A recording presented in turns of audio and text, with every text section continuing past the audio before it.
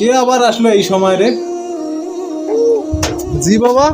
কাকা আমি মুসাফির, আমার পকেট থেকে টাকা হারিয়ে গেছে। কাকা আমাকে একটু খাবার ব্যবস্থা করে দিবেন? ঠিক আছে বাবা, আসেন এখানে বসেন, আমি ভাত নিয়ে আসতেছি। এ কি, এখানে তো শুধু ভাত আছে, কি আর করব, এগুলো দিয়ে আসি। বাবা, বাড়িতে এটুকুই খাবার আছে, এর সাথে একটা কাঁচা লঙ্কাও দেওয়ার সামর্থ্য নেই। কিন্তু কাকা এখানে 2টা চামচ খেল। বাবা, আমিও সকাল থেকে কিছু খাইনি, আমিও তোমার সঙ্গে খাবো। হ্যাঁ, কিন্তু কাকা আমি তো হিন্দু। বাবা, তোমার গায়ে রক্ত যেমন লাল, আমার গায়ে রক্ত তেমন লাল।